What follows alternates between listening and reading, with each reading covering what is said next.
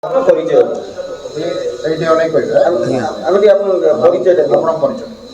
ଶ୍ରୀଧର ନାୟକ, ପୂର୍ବତନ କର୍ମଚାରୀ Barapada engineering college. ଏ ସାମ୍ବାଦିକ ସମ୍ମିଳନୀର ଉଦ୍ଦେଶ୍ୟ 1982 ମସିହାରୁ ସେ ଅନୁଷ୍ଠାନ ଆରମ୍ଭ ହୋଇଥିଲା। ଯେଉଁ ଅନୁଷ୍ଠାନ ଓଡ଼ିଶାରେ ସୁନାମ ଅର୍ଜନ କରିଥିଲା ତାହା ଆଜି ଦୁର୍ନୀତିର ଗନ୍ତାଘର ପାଲଟିଛି। ଯେଉଁ ଦୁର୍ନୀତି ପାଇଁ ଯେ ଦାୟୀ ମାନ୍ୟବର ବିଧାୟକ ଭଣ୍ଡାରପୁର ବିଧାୟକ ପ୍ରଫୁଲ୍ଲ ସାମଲ ମହୋଦୟ ଏବଂ ତାଙ୍କର ପୁତ୍ର, এই ଯେଉଁ ପରିଚାଳନା କମିଟି ହେଇଛି ସେଟା ଅନୀତି ଭାବେ ବେଆଇନ ଭାବେ ହେଇଛି। ତେଣୁ ଆପଣଙ୍କ ମାଧ୍ୟମରେ ସରକାରଙ୍କ ପାଖରେ ଆମର ଦାବି ରହିବ, ଯଥାଶୀଘ୍ର এই ପରିଚାଳନା କମିଟିକି ରଦ୍ଦ କରି ଜିଲ୍ଲାପାଳ ନିଜ ପରିଚାଳନା ଦାୟିତ୍ୱ ପୂର୍ବ ଭଳି ନିଜ ହାତକୁ ନିଅନ୍ତୁ ଏବଂ ଯେଉଁ ଦୁର୍ନୀତି ହେଇଛି ଶହ ଶହ କୋଟି ଟଙ୍କାର ଯେଉଁ ଦୁର୍ନୀତି ହେଇଛି ସେମାନଙ୍କୁ ରଦ୍ଦ ନ କରିବା ପର୍ଯ୍ୟନ୍ତ ତଦନ୍ତ ସୁଚାରୁ ରୂପେ ଚାଲିପାରିବ ନାହିଁ। ଆଉ ଯେଉଁ କର୍ମଚାରୀମାନେ ସେଠି ଚାକିରି କରୁଛନ୍ତି ଆଜି ଅନୁଷ୍ଠାନ ବୁଡ଼ି ଯିବାକୁ ବସିଛି।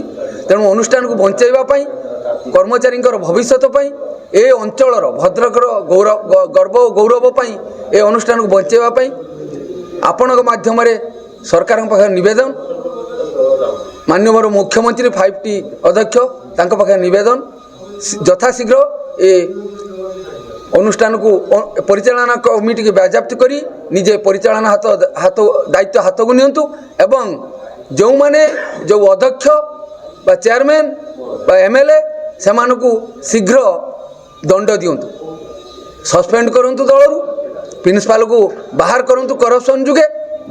ଯେଉଁ ପଇସା ଆଦାୟ ହେଉଛି ତାର ହିସାବ ନାହିଁ। ତେଣୁ ସେମାନଙ୍କୁ କରପ୍ସନ୍ରେ ଯେତେବେଳେ ସେ ଲିପ୍ତ ଅଛନ୍ତି ସେମାନଙ୍କୁ ବୟକଟ୍ କରି ଅନୁଷ୍ଠାନକୁ ବଞ୍ଚାନ୍ତୁ, ଏତିକି ନିବେଦନ।